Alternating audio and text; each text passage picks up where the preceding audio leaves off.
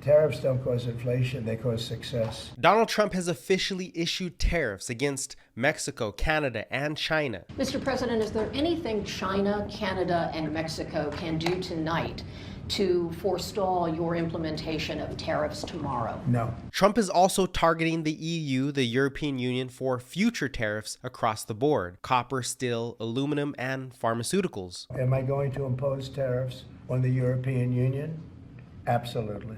Now, this week we also had a Fed meeting. We don't know what will happen with tariffs, with immigration, with fiscal policy, and with regulatory policy. We need to let those policies be articulated before we can even begin to make a plausible assessment of what their implications for the economy will be. There could be some temporary short-term disruption, and people will understand that. I had that when I negotiated some of the good deals for the farmers.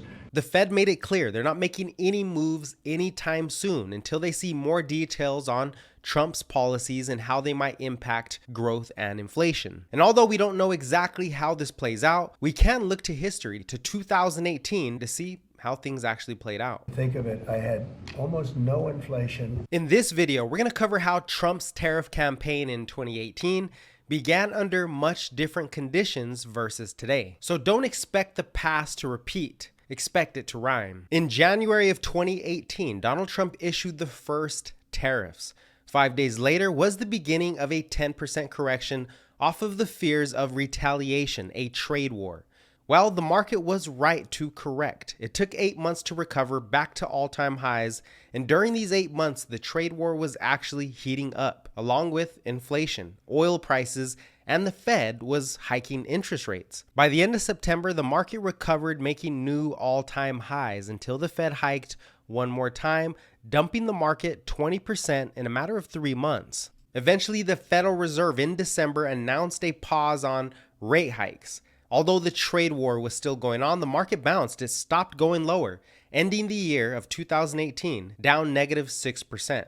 Now, first and foremost, the market sold off in 2018, 5 days following the first announcement of tariffs. The reality of a trade war not only disrupts the supply chains, but causes stagflation. Stagflation is the worst environment for the stock market, often resulting in deep corrections in often bear markets. When we look at our supply chain indicators in 2018, we can see that growth was falling while prices were rising, indicating clear stagflation. And the rising price component is what triggered the Fed to hike 4 times during this period. And to make it worse, oil prices went from $55 a gallon to $75 a gallon, which is a 50% increase. So what is the takeaway? Tariffs alone are not the problem. It is the escalation of a trade war that turns the economy into stagflation. Rising inflation, rising oil prices, and weaker growth with a tightening Federal Reserve. Now, if we compare that to today, GDP is already slowing while supply chain growth is barely starting to rise.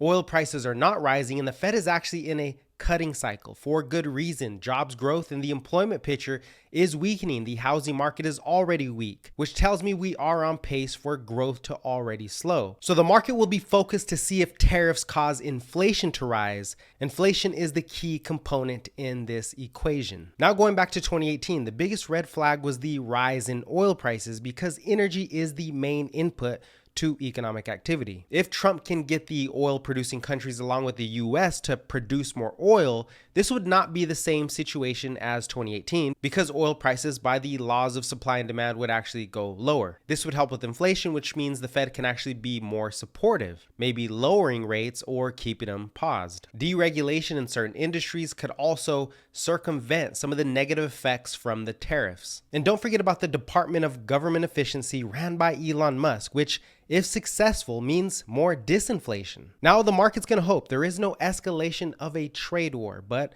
the US is in a much stronger position versus 2018 considering how weak China's economy is today. So when it comes to markets, the conclusion is this: if China, Europe, Canada, and Mexico decide to retaliate, the market will not hold up. But as long as we see negotiations taking place and progress towards those negotiations, the market can remove this geopolitical uncertainty and continue moving higher. When it comes to the development of a trade war, the market's going to be very unpredictable. It's going to trade with emotion. When you see headlines that negotiations are taking place, the market's going to trade higher. When you see headlines that retaliations are escalating, the market's going to trade lower. It's as simple as that. In the short term, this is going to be painful. I'm expecting the VIX to start trending above 20, which signals the market is very uncertain about the future. In any case, there's always a bull market somewhere, and that's what I'm trying to find here. In 2018, we saw software names like Okta, Twilio, and Fortinet explode higher all year. So I'm expecting something of similar effect. Cybersecurity, software, and other names with less capital-intensive businesses